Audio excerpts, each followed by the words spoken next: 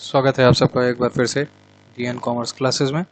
और आज हमने जो पीछे क्लास को छोड़ा था जहाँ पे फाइनेंशियल स्टेटमेंट ख़त्म किया था फर्स्ट पार्ट, और सेकंड पार्ट जो एडजस्टमेंट का पार्ट था वो आज हमको शुरू करना है। तो एडजस्टमेंट में विशेष ऐसा कुछ स्पेशल नहीं है और हम इसमें देखेंगे कि क्या क्या चीज़ें हैं और क्यों एडजस्टमेंट की ज़रूरत है।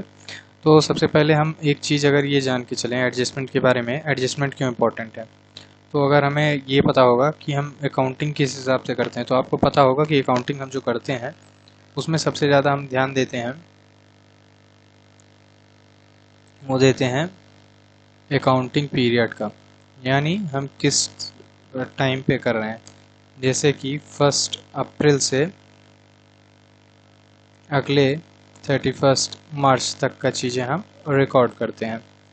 तो एडजस्टमेंट की जो ज़रूरत होती हैं वो इसलिए होती हैं कि कई बार जो हमारी एंट्रीज़ होती हैं, जो हमारे ट्रांजैक्शंस होते हैं, वो हो सकता है कि अकर तो हों इसी अकाउंटिंग पीरियड के टाइम, लेकिन वो इस अकाउंटिंग पीरियड के रहते नहीं हैं। हो सकता है वो प्रीवियस अकाउंटिंग पीरियड के हों, या हो सकता है कि वो नेक्स्ट अकाउंटिंग पीरियड से रिलेटेड हो। तो ऐसे में हमको पता है कि जो बेसिक अकाउंटिंग रूल है वो ये कहता है कि जो भी ट्रांजैक्शंस होंगे, जो भी बुक में इस साल रिकॉर्ड होंगे, वो सिर्फ वही अमाउंट्स जाएंगे, वही चीज़ें जाएंगी जो करंट अकाउंटिंग पीरियड से रिलेटेड होंगी। तो आप सब समझ गए कि जो हमको जो भी एंट्री करनी है, एंट्री कौन सी होगी, सिर्फ एंट्री हमारी करंट अकाउंटिंग पीरियड की होगी। और जो इसके अलावा की एंट्रीज होंगी, इसके अलावा के ट्रांजैक्शन होंगे, उनको एडजस्ट कर दिया जाएगा। तो एडजस्टमेंट का मतलब क्या है, अगर मान के चलिए कि प्रीवियस की हैं तो उनको प्रीवियस में भेजा जाएगा, और नेक्स्ट की हैं तो उनको वहाँ पे किया जाएगा। और इसका करने का मतलब क्या है, ऐसा नहीं है कि आप इसको उठा के पिछले साल का खाता खोलोगे वहाँ एडजस्ट करोगे, ऐसा चीज़ें नहीं होती हैं। वहाँ पे यहाँ पे हमको करना क्या होता है कि करंट अकाउंटिंग पीरियड में सिंपल जो भी अमाउंट होगा हम सिर्फ इसी टाइम का अमाउंट लेंगे। इसके अलावा का अगर जो भी अमाउंट है, तो अगर ज़रूरत पड़ेगी तो प्लस, और ज़रूरत पड़ेगी तो माइनस। तो प्लस माइनस करके जो प्रीवियस या नेक्स्ट अकाउंटिंग पीरियड के ट्रांजेक्शन्स होंगे उनको हम एडजस्ट कर देंगे। तो यही है एडजस्टमेंट का हमारा काम। इसके अलावा 2 से 3 चीज़ें और हैं, जैसे कि प्रोविज़न फॉर बैड डेब्ट्स और इस तरह की चीज़ों का। अच्छा, एक और चीज़ हम सबसे पहले समझ लेते हैं जो आप सबके मन में डाउट रहता होगा अक्सर, या कुछ भी की एंट्री कैसे होंगी। तो अगर बहुत सिंपल टर्म में समझाऊँ, एकदम क्लियरली, कोई फार्मूला या कुछ भी नहीं, आपको अभी तक ये पता चल चुका है कि ट्रेडिंग अकाउंट के और पीएल अकाउंट के डेबिट और क्रेडिट में क्या जाता है। तो मान के क्या चलो, एक साइड होता है डेबिट, एक साइड होता है क्रेडिट, और हमारा इधर पर्टिकुलर अमाउंट और पर्टिकुलर और अमाउंट ऐसे एंट्री करते हैं। अब आप एक चीज़ समझो कि जो डेबिट साइड में जो कुछ भी एंट्री जाएगी, कोई भी एक्सपेंस है या कुछ भी है, और इस साइड कोई भी इनकम या कुछ भी है, रिसिप्ट किसी तरह की हो जाएगी। जर्नल एंट्रीज की क्या होगी, तो सिर्फ मैं बता रहा हूँ कि जो हमारा ट्रेडिंग या पीएल से रिलेटेड जर्नल एंट्री होना है वो बड़ी सिंपल है। आप एक चीज़ बस ध्यान रखना कि जो भी आइटम है वो कहाँ जा रहा है। आइटम जा रहा है, मान के चलो कि ये आइटम किधर आया है, ट्रेडिंग और पीएल के डेबिट साइड में। तो इसका मतलब जो भी आइटम ट्रेडिंग या पीएल के डेबिट साइड में आए हैं, उनकी वजह से, आप समझ लो, उनकी वजह से आपका ट्रेडिंग और पीएल अकाउंट क्या हुआ है, डेबिट हुआ है। और जो भी आइटम आपके इधर क्रेडिट साइड आए हैं, तो इनकी वजह से आपका ट्रेडिंग और पीएल क्या हुआ है, क्रेडिट हुआ है। एक छोटा सा एग्जांपल लेके देखें, तो अगर मान के चलो कि आप यहाँ पे पीएल अकाउंट में डिप्रिसिएशन डालते हो, या सैलरी ले लेते हैं, सैलरी आप डालते हो तो एंट्री क्या होगी, तो उसकी एंट्री जब पीएल अकाउंट में आप डाल रहे हो तो उसकी एंट्री होगी, चूंकि सैलरी आपका एक्सपेंस है और आपका पीएल अकाउंट के डेबिट साइड जाएगा, तो इसलिए इसकी एंट्री होगी profit and loss account debit to salary account. क्यों हुई भैया, क्योंकि आप देख सकते हो कि यहाँ पे ये सैलरी जो है ये पीएल अकाउंट के कहाँ जाएगी, डेबिट साइड में जाएगी, खर्चा होने की वजह से। इस वजह से आपका profit and loss account debit होगा और सैलरी क्रेडिट होगी। ये तो हो गया समझने का टर्म की। आप एंट्री अगर नहीं समझ पा रहे हो तो कैसे करोगे, मान के चलो इनकम के साइड में, पीएल अकाउंट के क्रेडिट साइड में आपको इंटरेस्ट रिसीव हुआ है, तो उसकी एंट्री क्या होगी, चूंकि क्रेडिट साइड में है तो इस वजह से इंटरेस्ट अकाउंट आपका डेबिट होगा, और पीएल अकाउंट के क्रेडिट में गया है तो पीएल अकाउंट को क्या कर देगा, क्रेडिट। अब इसको हम दूसरे टेक्निकल टर्म से समझ लें, जो लीगल टर्म है, जो एक्चुअल टर्म है, वो क्या होता है। तो आप देखो, सबसे पहले अगर मैं सैलरी की बात करूं तो सबसे सीधी बात है कि सैलरी एक खर्चा है। सैलरी जब खर्चा है तो उसकी एंट्री आप क्या करते हो उस टाइम पे, उसकी एंट्री आप ये करते हो कि सैलरी अकाउंट डेबिट टू आपका कैश अकाउंट। अब पर्सनल रियल नॉमिनल के हिसाब से ले लो तो सैलरी आपका क्या है, नॉमिनल अकाउंट है, debit all the expenses and losses, तो ये डेबिट हो गया, और कैश आपका क्या है, रियल अकाउंट है, और ये क्या हो रहा है, बाहर जा रहा है, कैश है, और इस वजह से ये क्रेडिट हो गया, असेट्स है आपका एक। और इसकी एंट्री क्या होती है, debit what comes in, credit what goes out, और रियल अकाउंट का है फॉर्मूला, तो कैश आपका बाहर जा रहा है। अब इसी की सेकंड एंट्री क्या होती है, जब आपका ये कैश, ये सैलरी होता है, सैलरी आपका जब चला जाता है पीएल अकाउंट में, पीएल अकाउंट में ट्रांसफर किया जाता है, तो अब ये क्या होगा, यहाँ पे ये डेबिट हुआ था, अब ये अपना इफेक्ट खत्म करेगा, इफेक्ट खत्म करके ये पीएल अकाउंट में मिलेगा। तो PL account debit to salary account. अब बहुत से लोगों के मन में ये डाउट होगा, जो कि कहीं पे भी क्लियर नहीं किया जाता है, कि ये एंट्री क्यों हो रही है, क्यों की गई है। यहाँ पे अगर एक बार सैलरी आपका जो है डेबिट हो गया तो यहाँ पे ये क्यों किया जा रहा है। देखो मेरे भाई, एक सीधा से टर्म बताएं कि जो आपका पूरे अकाउंट्स आप जब भी लगाओगे तो अकाउंट्स में क्या होता है कि लास्ट में आपका देखा जाता है कि आपने प्रॉफिट कमाया, लॉस कमाया। तो इंडिविजुअल तौर पे तो आपने ट्रांजैक्शन को आइडेंटिफाई करके उसको रिकॉर्ड कर दिया, और यहाँ पे ये बात हो गई कि आपको पता चल गया, आपका रिकॉर्ड बन गया। पर इसके बाद की जो बात होती है वो आप ये समझ लो कि ट्रेडिंग और पीएल अकाउंट एक तरह से आप ये समझ लो कि एक झोला है, उस झोले में जितने भी खर्चे जितने भी आए हैं सब डाल दिए, और अंत में आपको फाइनल क्या प्रॉफिट या लॉस हुआ ये आप देख सकते हो। जैसे मिक्सर होता है, जूस निकलता है, तो उसमें आप कभी मिक्स फ्रूट देखे हो, मिक्स जूस देखे हो, क्या होता है कि उसमें अलग अलग प्रकार के जो है जूस जितने होते हैं, फल होते हैं, सब एक में डाल देते हैं।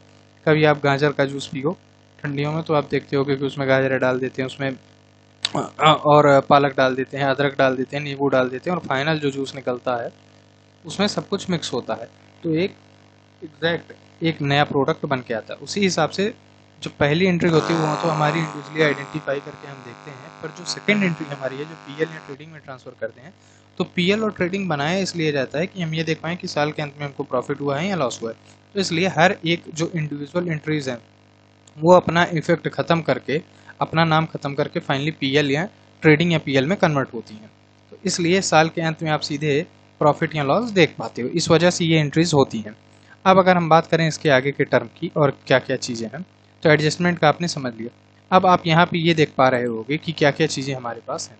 तो आप हमारे पास देख पा रहे हो कि सबसे पहले क्लोजिंग स्टॉक की बात की गई है, आउटस्टैंडिंग एक्सपेंसेस हैं, प्रीपेड एक्सपेंसेस हैं, एक्रूड इनकम है, इनकम रिसीव्ड इन एडवांस, और ये बहुत सारी चीज़ें हैं, इनको हम यहाँ पे डिस्कस आप देख लीजिए। इसके बाद हम सीधे इसको डिस्कस करते हैं लाइन बाय लाइन, क्या क्या चीज़ें हैं। एडजस्टमेंट में आप देख पा रहे हो कि यही 11 चीज़ें हमारी एडजस्टमेंट की हैं जो हमको पढ़नी है। इन 11 चीज़ों को हम देख लेते हैं और आगे हम जो है इसको पढ़ते हैं और कैसे कैसे ये कहाँ कहाँ एडजस्ट होंगी। तो सबसे पहले बात कर लेते हैं हम, यहाँ पे जो दिया गया है वो है क्लोजिंग स्टॉक की। क्लोजिंग स्टॉक क्या होता है, तो मेरे भाई क्लोजिंग स्टॉक सिंपली आप समझ सकते हो कि क्लोजिंग स्टॉक आपका एक ऐसा चीज़ है, मतलब जो आपका साल के अंत में सामान बचा हुआ है। आपको मैंने पहले भी बताया था कि हमारे पास क्या होता है, हमारे पास साल के शुरुआत में ओपनिंग स्टॉक होता है। ओपनिंग स्टॉक के बाद हम कई सारे परचेजेस करते हैं, तो ये कुल एक तरीके से हमारे पास साल के क्या हो जाता है कि कितना सामान हमको बेचना है वो एक तरफ आ गया, और फिर हम साल के अंत में सामान बेच भी लेते हैं। पर कुछ सामान बच जाता है, जो सामान हमारा बच जाता है, जो नहीं बिक पाया है, वही सामान हमारा क्या होता है, क्लोजिंग स्टॉक होता है। तो अब इसका अकाउंटिंग ट्रीटमेंट हम क्या करते हैं, कैसे करते हैं, तो आप इसको देख पा रहे होगे कि ये जो हमारा क्लोजिंग स्टॉक होता है, इसको यहाँ साफ साफ दिया गया है हमारे मेरे भाई कि ये क्लोजिंग स्टॉक को जो इसका एडजस्टमेंट है ये किस हिसाब से किया जाता है। तो क्लोजिंग स्टॉक का देखो, जो सामान, पहली बात एक चीज़ समझो कि बिका ही नहीं है, वो अभी आपके पास है और आप उसको बेच के कैश में कन्वर्ट कर सकते हो। यानी एक हिसाब से ये क्या हो गई, एक हिसाब से नहीं, एग्जैक्टली आपकी असेट्स हो गई। तो असेट्स हैं तो ये तो असेट साइड में जाएगा बैलेंस शीट में। दूसरा क्या है, दूसरा ये है कि ये कहाँ जाएगा, ट्रेडिंग और प्रॉफिट एंड लॉस अकाउंट में, ये क्रेडिट साइड में चला जाता है। ठीक, by crediting it to the trading and profit loss account, मतलब ये ट्रेडिंग और ट्रेडिंग अकाउंट में जाएगा, चूंकि डायरेक्ट से रिलेटेड है तो ट्रेडिंग अकाउंट में कहा क्रेडिट साइड में चला जाएगा। क्यों जाएगा, उसका रीज़न ये है कि ये सामान अभी आपका बिक नहीं पाया है, और आप जो है जो डेबिट साइड में आप क्या लेते हो, डेबिट साइड में आप ओपनिंग स्टॉक और परचेजेस ले लेते हो। फिर अगर आप क्रेडिट साइड में जाओगे तो आपका सेल्स होता है।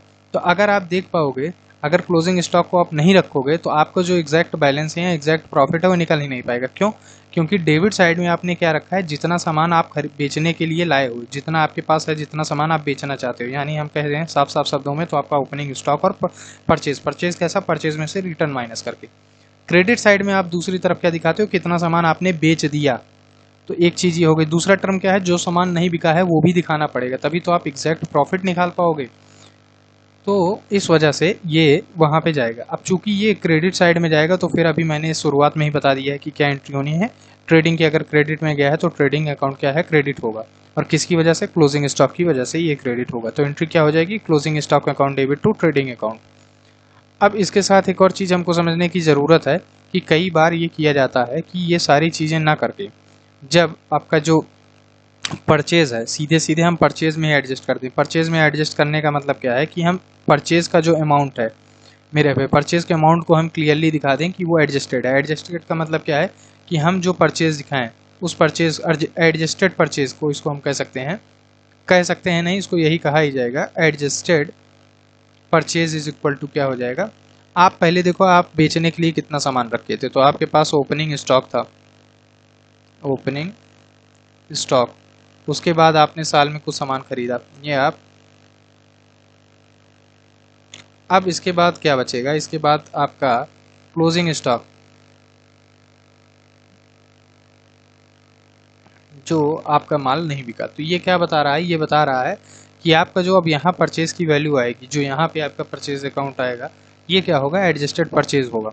एडजस्टेड परचेज क्यों होगा, क्योंकि इसमें दिख गया कि आप साल भर में कितना सामान बेचना चाहते थे और इसमें से ये नहीं बिका। तो आपका क्या हुआ, आपका पूरी तरीके से जो स्टॉक है आपका वो एडजस्ट हो चुका है, सॉरी जो आपका परचेज है वो एडजस्ट हो चुका है।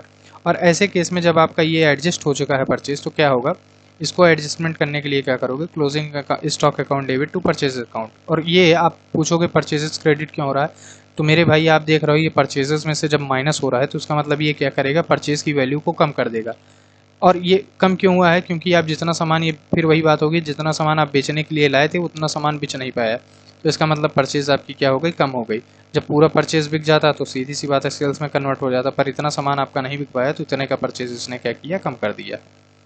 अब अगली एंट्री हम देखते हैं कि purchases account debit to opening stock account.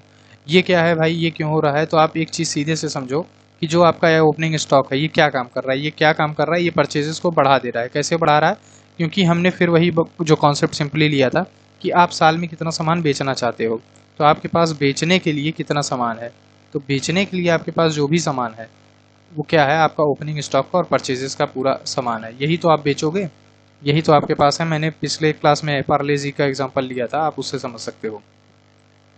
तो ये हमारा एडजस्टमेंट हो गया। अब आप देखना एक चीज़ ध्यान रखना, यहाँ हम चलिए आगे इसको डिस्कस कर लेंगे, अभी आगे आएगा ही। अब आउटस्टैंडिंग एक्सपेंसेस, आउटस्टैंडिंग एक्सपेंसेस की अगर हम बात करें तो सिंपली एक चीज़ आप समझो, आउटस्टैंडिंग का मतलब क्या हुआ है, बकाया है। तो आप इसको कह सकते हो कि आपको पेमेंट करनी थी किसी खर्चे की और आपने पेमेंट उस खर्चे की नहीं की, तो यानी एक तरीके से आपने खर्चा कर लिया है पर अभी उसको पेमेंट नहीं करनी। अब अकाउंटिंग ट्रीटमेंट में अगर हम बात करें इस चीज़ की, तो अकाउंटिंग ट्रीटमेंट में हम क्या करेंगे, अकाउंटिंग कॉन्सेप्ट के हिसाब से करेंट अकाउंटिंग पीरियड की हम जब बात करते हैं, तो एक बात बताओ मेरे भाई, करेंट अकाउंटिंग पीरियड की अगर हम बात करें तो एक बात बताओ कि क्या हमने पेमेंट की, पेमेंट नहीं की, लेकिन खर्चा तो भाई अगर हो गया ना, खर्चा तो आपने कर दिया है ना। तो खर्चा अगर आपने कर दिया है तो आपको पेमेंट करनी ही करनी है, और किस दौरान का है, वो इसी अकाउंटिंग पीरियड का खर्चा है। भले ही आपने पेमेंट नहीं की है तो क्या हुआ, लेकिन खर्चा तो आपने कर लिया है, तो खर्चा अगर इस अकाउंटिंग पीरियड का है तो वो रिकॉर्ड होगा। तो अब एक बात जनरली बताओ, हम क्या एंट्री करते थे, मान के चलो कि अगर हमारी सैलरी आउटस्टैंडिंग हो गई, हमको कर्मचारियों को सैलरी देनी थी और हमने सैलरी नहीं दी है, तो इस केस में आप देख सकते हो कि आप सीधे से इस चीज़ को समझो कि क्या करना था। अगर आप सैलरी की पेमेंट कर देते तो क्या होता, salary account debit to cash account, पर आपने सैलरी की पेमेंट नहीं की। आपने जब पेमेंट नहीं की, ये पहला एग्जाम्पल कहाँ का है, पहला एग्जाम्पल है आपका कि इफ पेड। अब सेकंड चीज देखो, अगर आपने, फिर क्या होगा, खर्चा कौन सा कर हुआ, खर्चा आपका हुआ है सैलरी, तो सैलरी अकाउंट डेबिट। और आपने यहाँ क्या करना था, कैश पेमेंट करना था, पर आपने क्या कर दिया, उधार कर दिया। उधार कर दिया तो उसको हम क्या बोलेंगे, उसको बोलेंगे आउटस्टैंडिंग। और किसको खर्चा किया, तो आपने खर्चा किया है सैलरी, किसका आउटस्टैंडिंग किया, सैलरी का, तो ये आउट स्टैंडिंग का है। अब इसको हम एक और अच्छे तरीके से समझ सकते हैं कि आपने वो सनी देओल का बहुत फेमस डायलॉग सुना होगा, तारीख पे तारीख, तारीख पे तारीख मिलती है तो सिर्फ तारीख। तो उस लोग इंसाफ के लिए अपनी जमीन जायदाद बेचकर केस लड़ते हैं और ले जाते हैं तो सिर्फ तारीख। औरतों ने अपने गहने जेवर यहां तक कि मंगलसूत्र तक बेचे हैं इंसाफ के लिए, और उन्हें भी मिली है तो सिर्फ तारीख। महीनों सालों चक्कर काटते काटते इस अदालत के कई फरियादी खुद बन जाते हैं तारीख, और उन्हें भी मिलती है तो सिर्फ तारीख। ये केस पूरे हिंदुस्तान के कमजोर और सताए हुए लोगों का है। उस केस को अगर आप देखोगे तो मिलना क्या था, कैश, पर मिल क्या गया, एम्प्लॉयज को मिली तारीख कि भैया आपकी सैलरी इस तारीख को मिलेगी। तो जो मिला है वो आप यहाँ पे उसको क्रेडिट कर दोगे, तो क्या हो गया, सैलरी अकाउंट डेबिट टू हमारा आउटस्टैंडिंग एक्सपेंसेस, आउटस्टैंडिंग सैलरी हो गई। अब ये देखो यहाँ पे वही चीज़ ये भी लिखे हैं कि कंसर्ट एक्सपेंसेस जो भी होंगे वो टू आउटस्टैंडिंग एक्सपेंसेस। जैसे वेजेस का लिया है, wages account debit to wages outstanding account, ये सिंपल टर्म है। अच्छा, दूसरा इसका अब एक और इफेक्ट क्या पड़ेगा, देखो मेरे भाई, ये क्या क्रिएट किया है, ये आपका एक हिसाब से लाइबिलिटी क्रिएट किया है। कैसे लाइबिलिटी, ऐसे क्रिएट किया है कि आपको मैंने लाइबिलिटी की जो अपने, मेरा डीएन कॉमर्स क्लासेस का जो स्पेशल टर्म है, स्पेशल कॉन्सेप्ट्स के हिसाब से जो समझाया जाता है, इसलिए उसमें मैंने बताया था कि लाइबिलिटी में आप उन चीज़ों को लोगे जिसमें फर्म को, जो भी व्यवसाय है उसको, आउटसाइडर्स को, यहाँ जो भी आपका मालिक होगा उसको पेमेंट करनी है, यहाँ किसी भी प्रकार से आपको पेमेंट करनी है एक हिसाब से। अब इसमें आप बताओ क्या होगा, आउटस्टैंडिंग सैलरी है तो आज नहीं तो कल आपको पैसा क्या है, देना ही देना है। जब आपको पैसा देना है तो इसका मतलब क्या हो गया, पैसा देना यानी लाइबिलिटी क्रिएट हो गई, और लाइबिलिटी क्रिएट हो गई तो बैलेंस शीट में कहा जाएगा, बैलेंस शीट में सिंपली ये लाइबिलिटी साइड में चला जाएगा, और लाइबिलिटी साइड में जब जाएगा वहाँ बैलेंस शीट में, तो ये क्या हो जाएगा, सीधे सीधे आउटस्टैंडिंग जो भी खर्चे होंगे, जैसे आउटस्टैंडिंग सैलरी चला जाएगा। जैसे यहाँ के केस में देखिए वेजेस का एग्जांपल लिए थे, तो लाइबिलिटी साइड में देखिए आउटस्टैंडिंग वेजेस का चला गया। अब अगली चीज़ आती है प्रीपेड एक्सपेंसेस। प्रीपेड एक्सपेंसेस को अगर हम बात करें तो ये एक ऐसी चीज़ है कि आपका खर्चा भी हुआ नहीं है, अकर नहीं हुआ है, पर आपने पेमेंट कर दी है, अब इसका सबसे अच्छा एग्जांपल अगर मैं डेली के अपने एग्जांपल में समझाना चाहूँ, डेली की लाइफ में समझाना चाहूँ, तो आपका मोबाइल रिचार्ज आप देखते हो, मोबाइल रिचार्ज क्या है, मोबाइल रिचार्ज जो भी प्रीपेड है, तो प्रीपेड नाम से ही समझ रहे हो कि पहले आपको पेमेंट करनी है, खर्चा बाद में होगा। तो पहले आपने खर्चा मान के चलो बाद में होना, और आपने पेमेंट पहले कर दी, तो क्या हुआ, वो प्रीपेड हो गया। अब एक बात मान के चलो, मतलब आप एग्जांपल समझो, मान के चलो कि आज बिजनेस के लिए 31 मार्च है, आज क्लोजिंग डेट है, और आज इनका रिचार्ज खत्म हो गया। बिजनेस आज की डेट में एक रिचार्ज करता है, रिचार्ज अगर बिजनेस करेगा, तो एक बात बताओ मेरे भाई, रिचार्ज यहाँ 28 दिन का होता है मान के चलो, तो बिजनेस ने जब रिचार्ज किया तो वो सिर्फ एक दिन यानी 31 मार्च का इस अकाउंटिंग पीरियड का फ़ायदा उठा पाएगा। बाकी उसने जो पेमेंट की है बचे हुए 27 दिन, वो क्या हो गई हैं, वो प्रीपेड हो गई हैं। प्रीपेड कैसे हो गई हैं मेरे भाई, क्योंकि ये अब अगले अकाउंटिंग पीरियड की चीज़ है। जब अगले अकाउंटिंग पीरियड की चीज़ है और पेमेंट कब कर दे रहे हो, 31 को ही, आज ही कर दे रहे हो, तो ये बाकी 27 दिन की भी आपने क्या कर दी, एडवांस पेमेंट कर दी, तो ये क्या हो गए, प्रीपेड एक्सपेंसेस आपके हो गए। अब क्या ये इस अकाउंटिंग पीरियड के हैं जो बाकी 27 दिन की पेमेंट है, सीधी सी बात है नहीं। तो आप क्या करोगे, जब इस अकाउंटिंग पीरियड की चीज़ें नहीं हैं तो आप इसको क्या करोगे, माइनस कर दोगे। तो यानी जहाँ पे भी हम इस ट्रांजैक्शन को रिकॉर्ड करेंगे, इसका मान के चलो आप क्या इसका रिकॉर्ड करोगे, mobile recharge account debit to bank account, मान के चलो ऑनलाइन ट्रांजैक्शन किया है। अब इसका क्या करोगे आप, इसमें से मोबाइल रिचार्ज में कितना अमाउंट जाएगा, इसमें अमाउंट सिर्फ एडजस्टेड अमाउंट आपका एक दिन का जाएगा, बाकी के जो 27 दिन के हैं वो आपका प्रीपेड वो खर्चा हो गया है। अब प्रीपेड खर्चा क्या हो जाएंगे, तो प्रीपेड खर्चे आपके देखो एंट्रीज की हो जाएगी, prepaid expenses account debit to concerned account. ये क्यों करेगा, क्योंकि अगर हम पूरा अमाउंट डाल देंगे तो पूरे का खर्चा क्या हो जाएगा, डेबिट हो जाएगा। ऐसे केस में जो इसका इफेक्ट है, बाकी 27 दिन के इफेक्ट को नील करने के लिए, बाकी 27 दिन को इफेक्ट को नील करने के लिए इस पर्टिकुलर जो है खर्चे को हमको क्रेडिट करना पड़ेगा और प्रीपेड एक्सपेंसेस हमारा क्या हो जाएगा, डेबिट हो जाएगा। तो सिंपली ये हो गया हमारे पास, अगर आप समझ पा रहे हो, हमने एडवांस पेमेंट कर दी।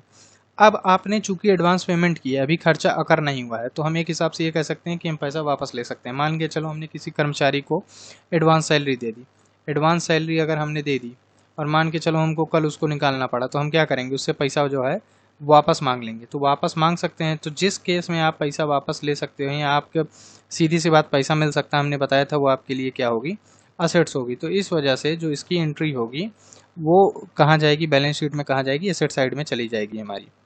और जब हम ट्रेडिंग और पीएल बनाएंगे तो वहाँ सैलरीज में से, जैसे यहाँ पे सैलरी दी हुई है, यहाँ जो भी खर्चे रहेंगे उसमें से प्रीपेड एक्सपेंस माइनस हो जाएंगे। अगेन क्यों माइनस होंगे, मैंने पहले ही बताया है, क्योंकि इस अकाउंटिंग पीरियड का खर्चा नहीं है। तो इस जो हमने रिचार्ज का केस लिया है वो कैसे हो जाएगा, तो रिचार्ज का केस ऐसे हो जाएगा मेरे भाई, बहुत सिंपली आप इस चीज़ को समझो। हमने रिचार्ज का जो भी यहाँ पे एंट्री किया है, mobile recharge account debit to bank account, तो इसमें पूरी एंट्री गई होगी। मान के चलो कि अगर हम कह लेते हैं कि ये 280 रुपये है, 280 रुपये का अमाउंट है, तो जब हम यहाँ पे इसको मान के चलो कि जब ये पीएल अकाउंट में जाएगा, तो पीएल अकाउंट में हम क्या लिखेंगे, पीएल अकाउंट में हम लिखेंगे टू मोबाइल रिचार्ज, और क्या आ जाएगा 280, और अब प्रीपेड क्या कर दोगे, माइनस कर दोगे, तो माइनस प्रीपेड, और एंट्री क्या करोगे, 280 रुपये है, यानी एक दिन का आपका 28 दिन का 280 है, एक दिन का 28 रुपये हो गया। तो 28 रुपये हो गया, तो 280 में से आप क्या करोगे, एक दिन का खर्चा 28 रुपये हुआ है, तो बाकी खर्चा कितना हो जाएगा, तो 28 अगर इसको हम कैलकुलेट तो 252 होगा। तो हम कह सकते हैं कि बाकी एक्स्ट्रा पेमेंट हमने जो की थी वो 252 रुपये की कर दी थी। तो फाइनली इस महीने का हमारा कितना चला जाएगा, इस महीने का हमारा जो खर्चा जाएगा वो 28 रुपये चला जाएगा। तो वही चीज़ आप यहाँ पे भी देख सकते हो कि सैलरी हमने मान के चलो 25,000 टोटल पेमेंट की, उसमें एडवांस सैलरी पेमेंट कर दी प्रीपेड, तो हम क्या करेंगे, उसको माइनस कर देंगे, तो एग्जैक्ट जो इस अकाउंटिंग पीरियड का खर्चा है वो चला जाएगा, और बाकी जो बचा अमाउंट है वो हमारा चला जाएगा प्रीपेड सैलरी बन के असेट साइड में। एक्रूड इनकम क्या है, एक्रूड इनकम अब सेम केस है, हम थोड़ा तेज चलेंगे। एक्रूड इनकम हमारी होती है कि इनकम हमने कमा ली है, ठीक, इनकम मतलब हमने अर्न कर ली है पर अभी हमको पेमेंट नहीं मिली है। मान के चलो कि हमको जो है कहीं ब्याज मिलना था, वो उसका टाइम पूरा हो गया है और ब्याज मिलना था, पर अभी तक वो कैश में हमको मिला नहीं है। तो कमीशन का देखिए यहाँ पे एग्जांपल लिया हुआ है। तो इसकी नॉर्मल एंट्री क्या होती, इसकी नॉर्मल एंट्री होती cash account debit to commission account. फिर वही सी बात, सनी देओल हमारे फिर आ गए, सनी देओल आएंगे, कहेंगे तारीख पे तारीख, तारीख पे तारीख मिलती है तो सिर्फ तारीख। तो वही है, कैश की जगह क्या मिल गया, कैश की जगह एक्रूड कमीशन मिल गया, एक तारीख मिल गई, तो एक्रूड कमीशन को हम डेबिट कर देंगे और टू कमीशन अकाउंट कर देंगे। अब चूंकि पैसा आपको मिलना है, तो मिलना है तो आप सीधी सी बात समझ सकते हो कि आपको जब पैसा मिलना है तो आप कैश में कन्वर्ट करा सकते हो, तो इसका मतलब ये एसेट साइड में जाएगा, आपके लिए एसेट्स होगा। दूसरी चीज़ ये है कि ये कहाँ जाएगा, ट्रेडिंग और पीएल में, ट्रेडिंग और पीएल अकाउंट में ये ऐड हो जाएगा। क्यों, क्योंकि आपने अर्न कर लिया है। अर्न करने का मतलब हो गया कि ये इस अकाउंटिंग पीरियड का हमारा है, इस अकाउंटिंग पीरियड का जब हमारा है ये, तो इस अकाउंटिंग पीरियड का होने की वजह से ये इस साल के खर्चे में, इस साल के इनकम में ये ऐड हो जाएगा। और उसके बाद अगेन मैंने बताया कैश में कन्वर्ट करा सकते हैं, तो एसेट साइड में चला जाएगा। अब उसी का जस्ट अपोजिट है income received in advance. Income received in advance का मतलब हो गया कि अभी आपने अर्न नहीं किया है पर आपको पहले ही पैसा मिल गया। तो सीधी सी बात है, जब आपको पहले पैसा मिल गया है तो इसका मतलब जो आपको एडवांस में पैसा दे रहा है वो आपसे मांग भी सकता है, तो यानी ये आपके लिए क्या हो गई, लायबिलिटी हो गई। लायबिलिटी हो गई तो ये क्या, बैलेंस शीट में लायबिलिटी साइड में चली जाएगी, एक पहली बात। दूसरी चीज़ ये कि जब ये इस अकाउंटिंग पीरियड का भैया मेरे है ही नहीं, तो इस साल के ट्रेडिंग और पीएल में ये नहीं एडजस्ट होगा, नहीं जाएगा। नहीं एडजस्ट होने का मतलब कि इस साल के ट्रेडिंग पीएल में नहीं जाएगा। जब इस साल के ट्रेडिंग पीएल का खर्चा ये नहीं है, तो सीधी सी बात है कि अगर खर्चे ये आय में जुड़ा हुआ है, सॉरी खर्चा बोल दिया, आय है, आय में अगर जुड़ा हुआ है तो आय में से इसको हम क्या करेंगे, माइनस कर देंगे। ठीक, तो आप मान के चलिए यहाँ पे एग्जांपल क्या लिया हुआ है, रेंट रिसीव्ड का। तो हमको रेंट क्या होता है, रेंट मिलता है। ठीक, मान के चलो हमने कहीं भाड़े पे दिया है अपना, कोई वो किराए पे दिया हुआ है, हमको रेंट मिलता है, पर किसी ने एडवांस पेमेंट कर दी, एडवांस पेमेंट कर दी हमको, तो क्या वो इस टाइम का है? नहीं, इस साल का नहीं है। तो इस साल का नहीं है तो क्या हो जाएगा, हमको मांगने पे देना पड़ सकता है। तो रेंट रिसीव्ड इन एडवांस यहाँ पे आपका लाइबिलिटी साइड में चला जाएगा। और दूसरी बात, ट्रेडिंग और पीएल में जब अगर दिए जाएगा ये, तो अगर मतलब इन केस ये आपका टोटल उसमें लिखा हुआ है, टोटल खर्चे में सॉरी टोटल आय में लिखा हुआ है, तो आय में से आपका जो रिसीव्ड इन एडवांस है वो माइनस हो जाएगा। इसमें यहाँ पे नहीं दिया हुआ है तो मैं अलग से बता दे रहा हूँ।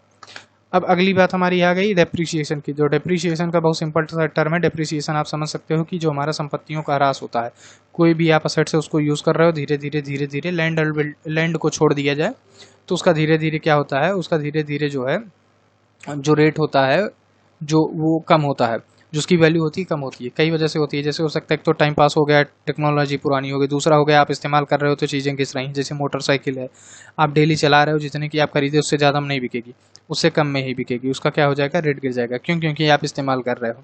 तो इस वजह से लगभग सभी संपत्तियों का जो है इस्तेमाल होने की वजह से उसका रेट कम हो जाता है। हर साल कुछ ना कुछ उसका हिस्सा जो है वियर और टीयर हो जाता है। तो इसी को हम डेप्रिसिएशन बोलते हैं। डिप्रिसिएशन अब चूंकि एक हमारा खर्चा बन गया है। क्यों? क्योंकि ये एक हिसाब से संपत्ति को कम कर रहा है। संपत्ति को कम कर रहा है तो यानी हमारे लिए खर्चा हो गया। तो हर साल खर्चा है। अब खर्चा है तो क्या करेंगे, ये कहाँ जाएगा, पर्सनल रियल नॉमिनल में, ये चला जाएगा नॉमिनल अकाउंट में। डेबिट ऑल द एक्सपेंसेस, तो एक्सपेंस है तो डेबिट हो जाएगा।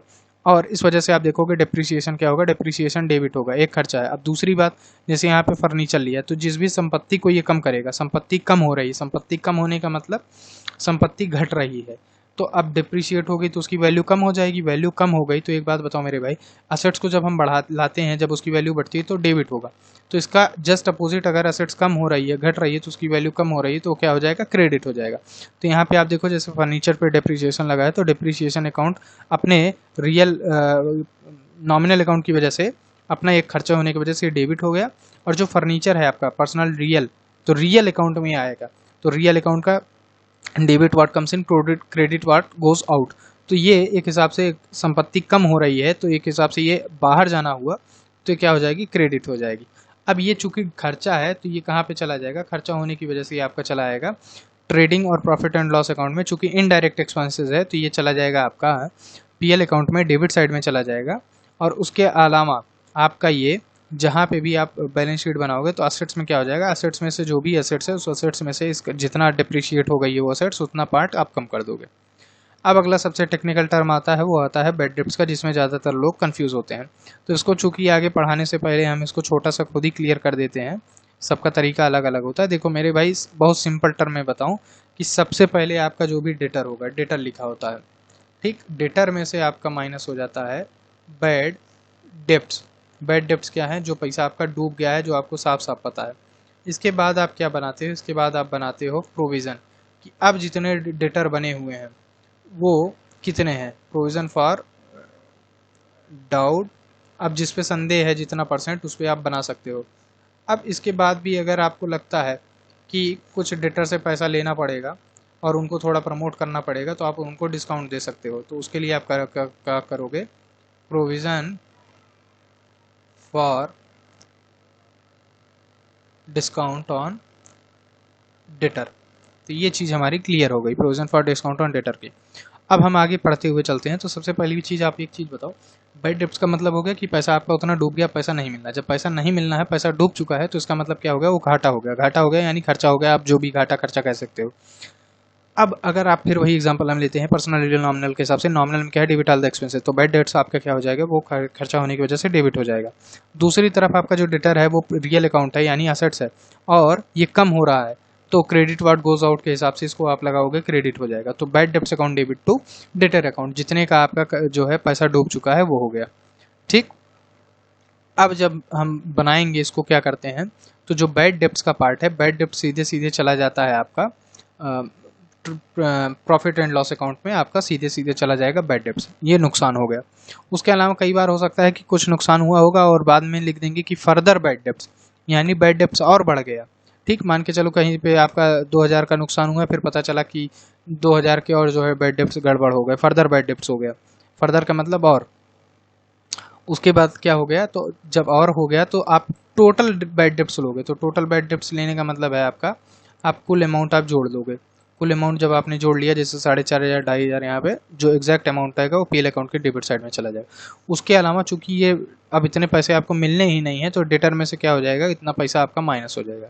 अब समझने वाली बात यह है कि आप कहोगे कि सर यहाँ पे जो है बैड डेप्ट 4,500 और 2,500 का दिया, कुल 7,000 हुआ, पर असेट साइड में यहाँ पे जो है डेटर में से सिर्फ इतना ही माइनस हुआ। तो मेरे भाई कई बार क्या होता है कि जब बैड डेप्ट्स आपका दिया होगा, अगर सीधे सीधे पहले ही बैड डेप्ट्स दे दिया है, तो इसका मतलब जो पहले बैड डेप्ट्स दिया हुआ है वो बैड डेप्ट्स आपका एडजस्ट हो चुका है, और फर्दर बैड डेप्ट्स का मतलब जो बाद का बैड डेप्ट्स कहा जा रहा है, इसका मतलब ये एडजस्ट नहीं हुआ है। तो जो एडजस्ट नहीं हुआ है उसी को आप जो है बैलेंस शीट में डालोगे, और इस पर अभी आप और समझोगे, थोड़ा वेट करो 5 मिनट का, जब पूरा नीचे आएंगे तो हम बताएंगे कि ये क्यों हो रहा है। क्योंकि हम अभी नॉर्मल एडजस्टमेंट का मतलब हो गया कि देखो, जब नॉर्मल ट्रायल बैलेंस दिया होता है इसका मतलब उसमें सब चीज़ें एडजस्ट हैं, और जब ट्रायल बैलेंस के बाद पॉइंट में चीज़ें दी होती हैं, पॉइंट 1, पॉइंट 2, पॉइंट 3, इसका मतलब हुआ कि ये सब चीज़ें ट्रायल बैलेंस में एडजस्ट नहीं है। तो इन सब चीज़ों को हम अलग से इनका इफेक्ट दिखाते हैं। यही आपका है फाइनेंशियल स्टेटमेंट विथ एडजस्टमेंट।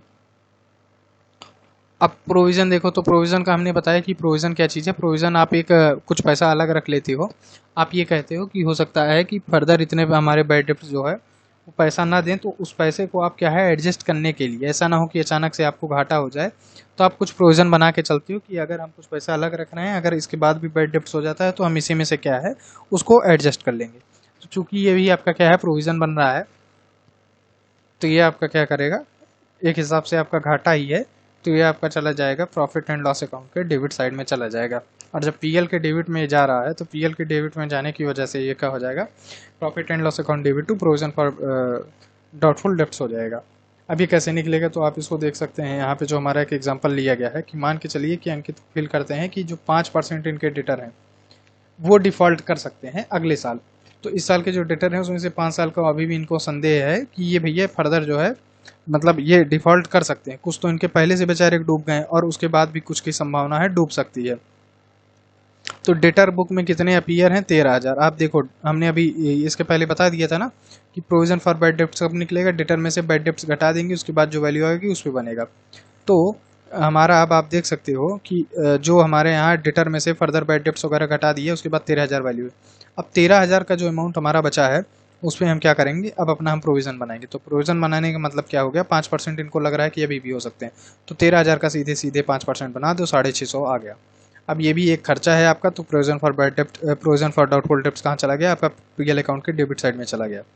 बाकी चीज़ें रिमेनिंग चीज़ें देखो, पहले की जो जैसे एडजस्टमेंट था वो वैसे एडजस्टमेंट रहेगा, उसके बाद ये नीचे जुड़ गई हैं। इसके अलावा कहाँ चला जाएगा, बैलेंस शीट की आपकी उसमें चला जाएगा असेट साइड में, डेटर में से ये क्या हो जाएगा, माइनस हो जाएगा। क्यों माइनस होगा, तो हमने बताया कि ये फर्दर संभावना है और ये कम हो सकता है, इस वजह से हम इसको यहाँ पे भी माइनस कर देंगे। तो एग्जैक्ट जो हमारे डेटर मिलने की संभावना है, जो गुड डेटर हैं जो हो सकते हैं, उसकी वैल्यू हमारे पास यहाँ पे सामने निकल के आ गई। इसके बाद हम देखते हैं इसमें क्या कहा जा रहा है। देखिए अब एक सबसे बढ़िया चीज़ आप समझिए कि मान के चलिए कि पिछले साल का कोई प्रोविज़न है, पिछले साल का अगर हमारे पास कोई प्रोविज़न पहले से हुआ है, मान के चलिए कि इस साल हम प्रोविज़न बना रहे हैं, तो जैसे इस साल हमने प्रोविज़न बनाया ऐसे पिछले साल भी तो प्रोविज़न बनाए होंगे। तो इन केस अगर कोई खर्चा मतलब कोई बैड डेप्ट्स होता है तो आप किस हिसाब से एडजस्ट करोगे, तो बड़ा सिंपल टर्म है। अगर आप ये एक बात बताओ, आपके मान के चलो कि कहीं किसी भी दुकान पे आप देखते हो कि इतना सामान खरीदते होगे, तो क्या करता है वो लगातार क्या है सामान खरीदते रहते हैं, अपना स्टॉक अपडेट करते रहते हैं। पर इसका मतलब ये नहीं है कि अगर कोई सामान खरीदने आता है तो नया स्टॉक पहले दे देते हैं, नहीं, सबसे पहले वो क्या काम करते हैं, पुराना स्टॉक निकालने की कोशिश करते हैं। एक आदमी है हर महीने वो सामान खरीद रहा है, आपके लिए काबुली चना मान के चलिए वो खरीद रहा है बेचने के लिए, और जब उसके पास कोई मांगने आएगा कि चाचा काबुली चना दे दीजिए, तो सबसे पहले पुरानी बोरी में से निकाल के देगा, क्योंकि अगर वो ऐसा नहीं करेगा तो पुरानी बोरी का क्या है सामान खराब हो जाएगा। सेम वही कॉन्सेप्ट हमारे यहाँ पे लगता है, ये जो पुराना प्रोविजन है और नया प्रोविजन है, ऐसे केस में अगर कोई बैड डेप्ट्स होता है तो हम सबसे पहले जो अमाउंट होगा पुराने प्रोविजन में से माइनस करेंगे, और अगर पुराना प्रोविजन कम पड़ जाता है तब नए प्रोविजन में से हम माइनस करेंगे। तो ये हमारा इतना कॉन्सेप्ट हो गया। अब इसके बाद हम आगे देखते हैं ये क्या क्या कैसे क्वेश्चन यहाँ पे दिया हुआ है। तो हम क्वेश्चन को यहाँ पे एग्जांपल लेते हैं, इस एग्जांपल के साथ सारी चीज़ें क्लियर होंगी। तो यहाँ पे कह रहा है कि जो ट्रायल बैलेंस हो इस हिसाब से, ट्रायल बैलेंस में क्या हुआ है, ट्रायल बैलेंस में हमारा सन्ड्री डेटर दिया हुआ है 32,000 का, बैड डेप्ट्स दिया हुआ है 2,000 का, प्रोविजन फॉर डाउटफुल डेप्ट्स दिया है 3,500 का। अब आप देख सकते हो कि सारी चीज़ें हैं, डेटर में से बैड डेप्ट्स, उसके बाद प्रोविजन का कॉन्सेप्ट हमारे पास दिया है। उसके बाद कह रहा है right of further bad debts, यानी हमारे पास 2000 का बैड डेप्स पहले से ही था, उसके अलावा क्या कह रहे हैं, फर्दर बैड डेप्स 1000 का हो गया। अब कह रहा है and create a provision for doubtful debts 5% on debtor. तो हमारे पास पहले से भी प्रोविजन है और उसके अलावा नया प्रोविजन बनाने को क्या कह रहा है, 5% ऑन डेटर। तो इस केस में आप क्या करोगे, सबसे पहले आप काम करोगे कि जो आपका क्या कह रहा है कि नया फर्दर बैड डेप्स बनाने का, इतनी चीज तो आपको ये दे दी है, तो इसका मतलब जो है ये एडजस्ट हो चुकी है। जो हमने बताया एडिशनल इन्फॉर्मेशन जहाँ दी हुई है, इसका मतलब ये पॉइंट वाली चीजें ये आपको एडजस्ट करनी है। तो ये जो 3 चीजें ऊपर दी हैं इसके एंट्री नहीं करनी है हमको एंट्री करनी है जो एडिशनल इन्फॉर्मेशन है, इसको एडजस्ट करना है। यही है एडजस्टमेंट, अभी हमने ऊपर भी बताया था। तो ऐसे केस में हम क्या करेंगे, ऐसे केस में हम करेंगे कि जो फर्दर बैड डेप्स है, तो सबसे पहले इसको देखो, बैड डेप्स ही सबसे पहले होगा, प्रोविजन उसके बाद हम बनाते हैं। तो फर्दर बैड डेप्स का मतलब हो गया 1000 का हमारा फर्दर बैड डेप्स हो गया। तो बैड डेप्स हो गया, bad debts account debit to sundry debtor account 1000 हो गया। अब प्रोविजन फॉर डाउटफुल डेप्स का जो बनना है वो कैसे बनना है, ये बड़ा इंपॉर्टेंट कॉन्सेप्ट है कि जो प्रोविजन फॉर डाउटफुल डेप्स है और फॉर बैड डेप्स वो कैसे कितने का बनना है। तो अब आप एक बात बताओ, 32,000 का आपका ये है, इसमें बैड डेप्स एडजस्ट हो चुका है, 1000 का फर्दर बैड डेप्स हो गया, तो आपका 31,000 रुपये का डेटर अब बचा है। जब 31,000 रुपये का आपका भैया डेटर बचा हुआ है, तो 31,000 के डेटर में आप देखोगे, तो अब आप देख रहे हो अगली एंट्री क्या होगी। अगली एंट्री आप देख रहे हो कि जो आपका बैड डेप्स हो चुका है, उस बैड डेप्स को आप प्रोविजन से आप राइट ऑफ कर रहे हो। यानी हम प्रोविजन बनाते किस लिए, प्रोविजन इसीलिए हम बनाते हैं भैया कि हमारा जो बैड डेप्स है उसको हम वहाँ पे एडजस्ट कर पाएँ। तो सबसे पहला काम आपने किया, बैड डेप्स को आप डेबिट किए और सन्ड्री डेटर्स को कम किए। उसके बाद अब जो बैड डेप्स हो गया है, 1000 का भैया बैड डेप्स यहाँ हो गया है और 2000 का बैड डेप्स आपका पहले का है। अब 2000 का बैड डेप्स, अच्छा एक चीज ध्यान रखना कि ये वैसे सन्ड्री डेटर में से बैड डेप्स ऐड हुआ है, लेकिन अभी प्रोविजन की इसकी एंट्री नहीं हुई है। तो हम जब यहाँ पे देखेंगे तो पूरी एंट्री क्या होगी, 2000 का हमारा बैड डेप्स पहले से और 1000 का फर्दर हो गया, टोटल हमारे पास 3000 का बैड डेप्स हो गया। अब इसको हम क्या करेंगे, प्रोविजन में से हम इसको एडजस्ट करेंगे। तो अब प्रोविजन हम जब बनाए थे तो प्रोविजन क्रेडिट हुआ था, अब क्या हो जाएगा, प्रोविजन हमारा डेबिट हो जाएगा, क्योंकि अब इसमें से फंड इस्तेमाल हो रहा है। तो provision for doubtful debts account debit to bad debts हमने कितना कर दिया, 3000 कर दिया। अब हमारे पास पुराना प्रोविजन कितने का था, 3500 का। तो इसका मतलब हम कह सकते हैं कि 3000 का जो हमारा ये प्रोविजन हमारा बैड डेप्स डूबा है, बैड डेप्स हुआ है, तो हम सबसे पहले क्या करेंगे, पुराने से एडजस्ट करेंगे। तो 3000 हमारे पास 500 रुपये है, 3500, और 3000 का बैड डेप्स हुआ है, तो यानी 500 रुपये अभी भी इस प्रोविजन में से हमारे पास बच जाएंगे। अब उसके बाद हमको कह रहा है कि 5% हमको डेटर पे क्या है बनाना है, हमको प्रोविजन। तो 5% हमारा क्या हो जाएगा, देखो 31,000 रुपये तो हमारा बचा था, फर्दर बैड डेप्स होने के बाद क्या है हमारा 31,000 बचा था। अब 31,000 का 5% निकालो कितना होगा, तो 0,0,0,0,5,0,0, 5 अगर 5 5 15, 1550 रुपये का प्रोविजन हमारे पास होना चाहिए। और आप देख पाओगे कि जो पुराना प्रोविजन है, उस पुराना प्रोविजन कितना है 3500, उसमें से बैड डेप्स कितने हो गए 3000, तो अभी भी 500 बचा हुआ है। तो 500 जब बचा हुआ है तो हम क्या कहते हैं, पहले पुराने प्रोविजंस में से एडजस्ट करेंगे। तो 1550 का प्रोविजन होना चाहिए और 500 का प्रोविजन पहले से। इसका मतलब हम जो न्यू प्रोविजन बनाएंगे, न्यू प्रोविजन वो कितने का बनेगा, न्यू प्रोविजन हमारा बनेगा, वो बनेगा 1550 माइनस 500 यानी 1050 रुपये का। तो हम जब नया प्रोविजन बनाएंगे तो फिर वही हमारी एंट्री हो जाएगी, क्या हो जाएगी, हमारी एंट्री होगी profit and loss account debit to provision for doubtful debts 1050। अब इसके बाद एक नया चीज आता है, नया चीज, अच्छा बैलेंस शीट में आप देखोगे, प्रॉफिट एंड लॉस अकाउंट में आप देखोगे तो कैसे होगा, प्रॉफिट एंड लॉस अकाउंट में देखोगे कि प्रोविजन फॉर डाउटफुल डेप्स ये आपका यहाँ पे दिया हुआ है। इसमें क्या है, बैड डेप्स 2000 का, 1000 का फर्दर बैड डेप्स, नया प्रोविजन 1550 का, और कुल 4550। और उसमें से देखो फिर हमने क्या कर दिया, एडजस्ट कर दिया less old provision. Old provision कितना है 3500 का, तो कुल आया हमारा 1050। तो कान आप चाहे वैसे पकड़ो और चाहे घुमा के पकड़ो, बात एक ही है। आपको मैंने इन डिटेल समझा दिया है कि क्यों कैसे क्या पूरा अमाउंट हुआ है प्रोसीजर, तो आप यहाँ पे देख सकते हो वही चीज़ें हुई हैं। ठीक, कि 2000 का बैड डेप्स, 3000 का बैड डेप्स, तो जितने का बैड डेप्स हुआ उसको कहाँ से, प्रोविजन में हम क्लेम करेंगे। तो प्रोविजन में हमने क्लेम किया और पुराना प्रोविजन कितने का था 3500 का, 3000 का क्लेम हो गया, और नया प्रोविजन बनाना था 1550 का, 500 फिर भी बच रहा था, तो कुल कितना आया 1050। अब कैसे क्या खिचड़ी लग रहा है वो देखो, यहाँ पे हमने बता दिया है पूरा, यहाँ पे भी बताया है और उसके ऊपर भी समझाया है। अब उसके बाद बैलेंस शीट में जाओगे तो सन्ड्री डेटर में से आपका देखो 32,000, 32,000 है, तो देखो मैंने ये बता दिया था कि इस 32,000 में आप इस 2,000 को एडजस्ट नहीं करोगे। क्यों? क्योंकि ये पहले से ही एडजस्टेड हो चुका है। तो 32,000 में से बस फर्दर बैड डेब्ट्स को आप माइनस करोगे, तो 1,000 माइनस की 31,000। उसके अलावा प्रोविजन कितने का बना दोगे? प्रोविजन होना चाहिए फाइनली, टोटल प्रोविजन होना चाहिए 1550 का। टोटल प्रोविजन आपका 1550 यहाँ माइनस करोगे, एग्जैक्ट वैल्यू आपकी 29,450 आ गई। अब है provision for discount on debtor. तो मैंने बताया कई बार होता है क्या कि जो ओनर होता है वो सोचता है कि यार जल्दी से जो है जो और हमारे डेटर हैं कहीं बैड डेब्ट्स ना हो जाए, पैसा डिफॉल्ट ना कर जाए, इसलिए उनको चलो कुछ डिस्काउंट दे देते हैं, भैया तुम कुछ कम ही दो लेकिन हमको पैसा ला के दे दो। तो अब एक बात बताओ, मान के चलो किसी को 10,000 देना था और आप उसे कह रहे हो भैया 9,000 दे दो हमको, तो 1,000 रुपये का क्या है आपका घाटा हो गया।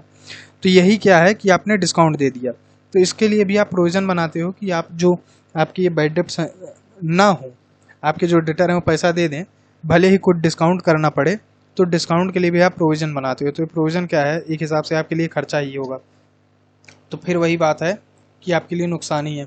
तो इसको जब बनाओगे तो आप क्या करोगे, profit and loss account debit to provision for discount on debtor.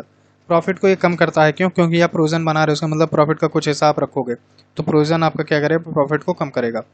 और profit and loss account debit to provision for discount debtor आपने बना लिया। अच्छा, आप डिस्काउंट ऑन डेटर होगा कहाँ? इसके ऊपर का हमने जितनी भी चीज़ पढ़ी है, अगर डिस्काउंट ऑन डेटर हमको निकालना है, मान के चलो कि ऊपर क्वेश्चन को हमको लेते हैं कि इसके अलावा हमको 5% डिस्काउंट ऑन डेटर बनाना है, तो आप सिंपली आप समझो कि ये जितनी एडजस्टमेंट दी हुई हैं सब कुछ, ये सारी एडजस्टमेंट करने के बाद जो 29,450 बने हैं, 450 आया है, अगर हमको डिस्काउंट ऑन डेटर बनाना है 5% का, तो हम इस 29,450 पे बनाएंगे।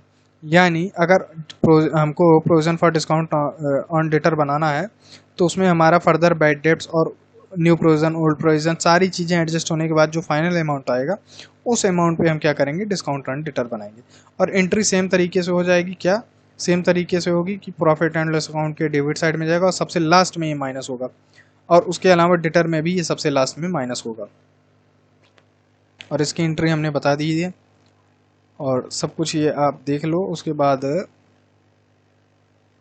ये मैंने बताया ना कि उसी केस में अगर आप देखोगे तो सब कुछ माइनस होने के बाद ये सबसे लास्ट में यहाँ पे ये जाएगा, और बैलेंस शीट में भी ये सबसे लास्ट में आएगा।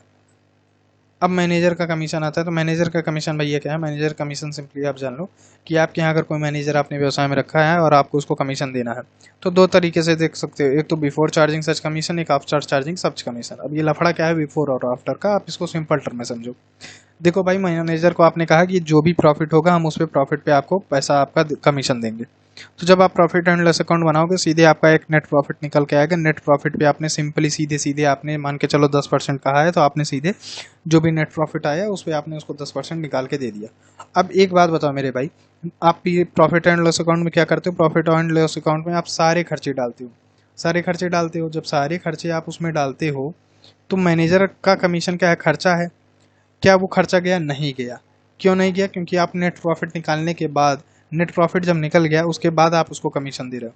तो ऐसे केस में क्या हो जाएगा कि इसको हम कहेंगे बिफोर चार्जिंग सच कमीशन। आपने अपने मैनेजर को पैसा तो दिया, कमीशन तो दिया, लेकिन क्या किया, before charging such commission. Before charging such commission का मतलब आप समझ गए ना, क्योंकि आपने ट्रेडिंग अकाउंट, पीएल अकाउंट बनाया और जब नेट प्रॉफिट आया, नेट प्रॉफिट निकालने के बाद उस पर आपने कमीशन दिया। तो कमीशन तो दिया लेकिन वो पीएल अकाउंट में कहीं पे नहीं गया। जब क्वेश्चन में कुछ भी ना कहा गया हो तो हम इसको मानते हैं बिफोर चार्जिंग सच कमीशन।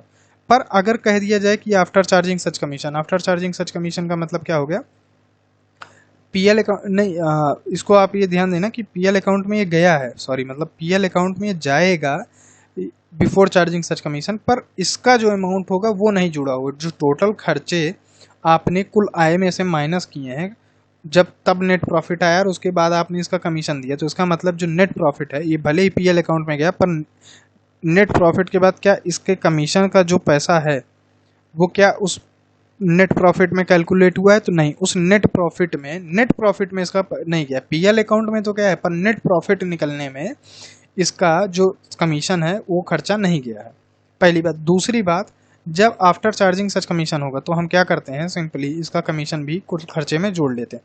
तो जो नेट प्रॉफिट आता है उसमें हम इसके कमीशन को लेके कैलकुलेशन करते हैं, तो जो उसका इफेक्ट होगा वो इफेक्ट आ जाएगा। अब कैसे आएगा वो आप देखो, सिंपली जब हमको बिफोर चार्जिंग सच कमीशन होता है, तो बिफोर चार्जिंग सच कमीशन के केस में मान के चलो कि फर्म है 110 रुपये का प्रॉफिट हुआ है, 10% हमको क्या है सब बिफोर चार्जिंग सच कमीशन देना।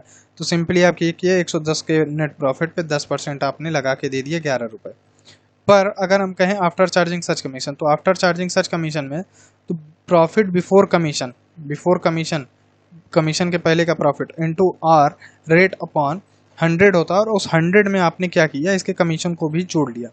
तो इसकी वजह से क्या होगा कि इसके जो कमीशन का इफेक्ट है वो आ जाएगा। कैसे आएगा?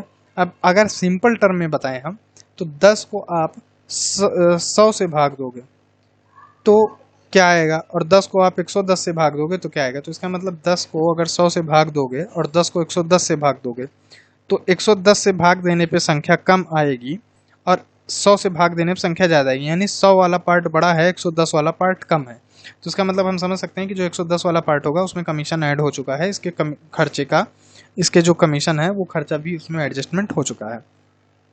तो सिंपली ये हो गया आपका 110 गुणे 10/110 बराबर 10 रुपये। तो आप देख सकते हो कि बिफोर चार्जिंग सच कमीशन 11 रुपये आ रहा था, पर आफ्टर चार्जिंग सच कमीशन 10 रुपये हो गया। यानी आपका क्या हुआ, आफ्टर चार्जिंग सच कमीशन में आपका प्रॉफिट क्या हुआ, सॉरी इसका कमीशन क्या हुआ, कम हुआ।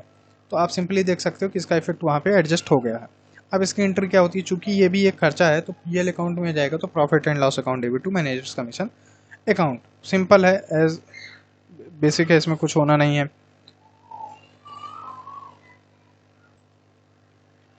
इसके अलावा ट्रेडिंग अकाउंट की चीज़ें दी हुई हैं। तो इंटरेस्ट ऑन कैपिटल पे आते हैं। सबसे आखिरी पॉइंट है इंटरेस्ट ऑन कैपिटल को आप सीधे से जानते हो कि व्यवसाय से मालिक कहता है कि देखो भाई व्यवसाय, हम तुमको फ्री में पैसा नहीं दे रहे हैं, अगर ये पैसा हम कहीं बैंक में लगाए होते तो हमको ब्याज मिलता। तो सीधी सी बात है, हम कहीं भी लगाते पैसा, बैंक में लगाते हैं, कहीं भी इन्वेस्ट करते तो हमको ब्याज मिलता। तो अगर हम तुम्हारे ऊपर इन्वेस्ट कर रहे हैं, व्यवसाय में इन्वेस्ट कर रहे हैं, तो तुम भी हमको ब्याज दोगे। तो मालिक को क्या करता है, फर्म जो उसको पूंजी मिली होती है, जो उसके पास कैपिटल है, उसकी मालिक की पूंजी पे और फर्म अपनी कैपिटल पे क्या होता है, ब्याज देता है, जिसको हम बोलते हैं इंटरेस्ट ऑन कैपिटल। तो चूंकि कैपिटल पे ब्याज दे रहा है, फर्म ब्याज दे रही है, तो फर्म के लिए एक खर्चा होगा। खर्चा क्या होता है, इनके लिए इंटरेस्ट क्या होगा, फर्म के लिए एक नुकसान है, खर्च है, सिंपली सी बात। तो अब इसको चार्ज कैसे करेंगे, चूंकि इंटरेस्ट ऑन कैपिटल क्या हो जाएगा, कैपिटल पे इंटरेस्ट लग रहा है तो कैपिटल में ही ये जोड़ दिया जाता है। तो कैपिटल में जोड़ने का मतलब क्या है, कैपिटल को ये बढ़ा देगा। क्यों बढ़ा देगा, क्योंकि मान के चलो आप जब किसी कभी लोन का ईएमआई दिए होगे, तो मूलधन प्लस आप ब्याज देते हो, तो मूलधन दे ही रहे हो प्लस ब्याज भी दे रहे हो, तो क्या होता है, ब्याज से पैसा बढ़ जाता है।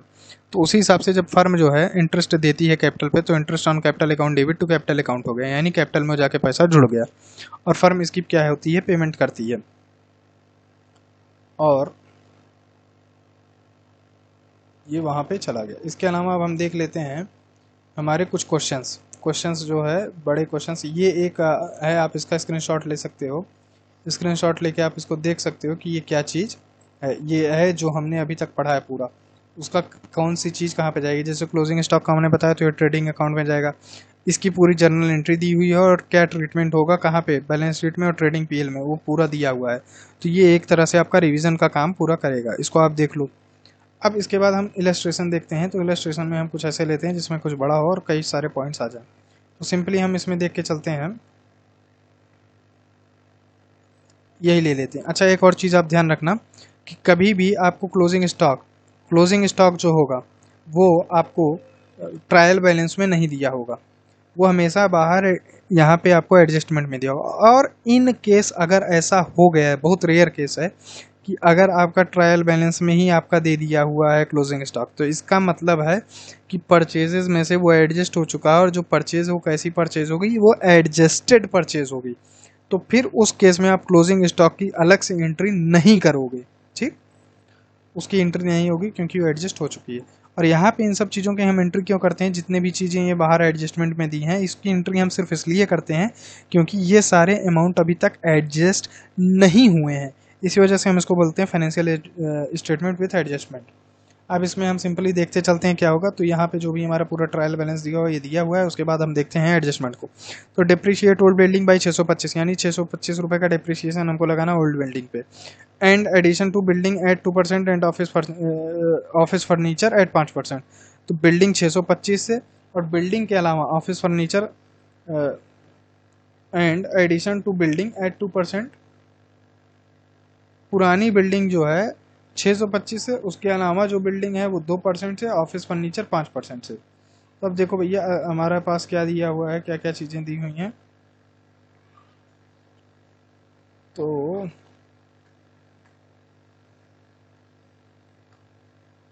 ये देखो एडिशन टू बिल्डिंग ये दिया हुआ है, और उसके अलावा बिल्डिंग हमारी कहाँ दी हुई है, बिल्डिंग्स ये दी हुई हैं। और ये ट्रायल बैलेंस नहीं है, नॉर्मली हमको सबका बैलेंस दिया हुआ है। तो बिल्डिंग 25,000 है, इस पे 625 हुआ है। एडिशन टू बिल्डिंग 7,000 है, 7,000 पे 2% है। और उसके अलावा हमारा ओल्ड फर्नीचर पे कितना है, ओल्ड फर्नीचर पे हमारा 5% है। तो ओल्ड फर्नीचर हमारा भैया कहाँ है, इसको देखें जरा।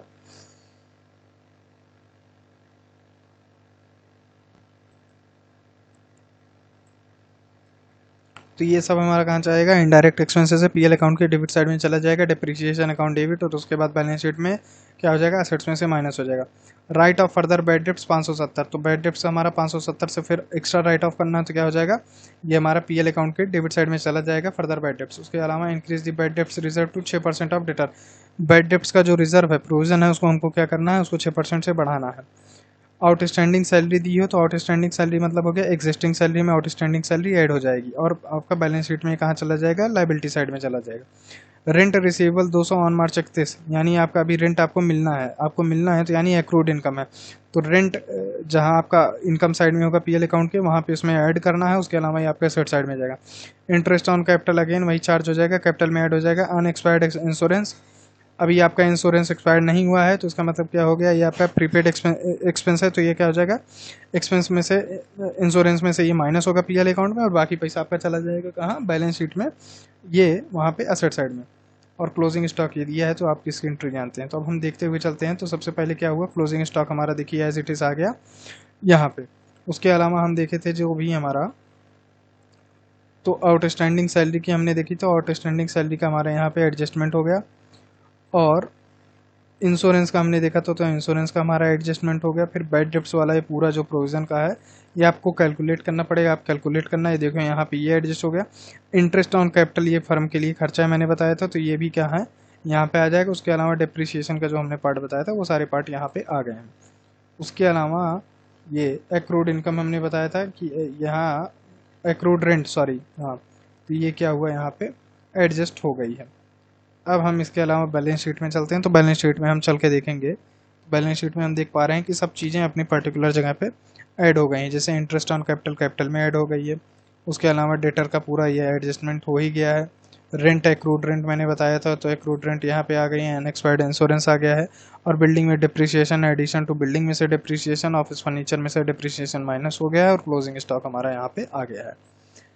अब चूंकि चैप्टर बहुत लंबा हो गया और क्वेश्चन हार्डली इससे एक या दो ही आ सकते हैं, दो भी नहीं आएंगे, एक ही क्वेश्चन आएंगे बड़ी मुश्किल से, और टॉपिक सारे कवर हो गए हैं। अगर इसमें कहीं पे भी कोई भी डाउट हो तो इसको आप बताना।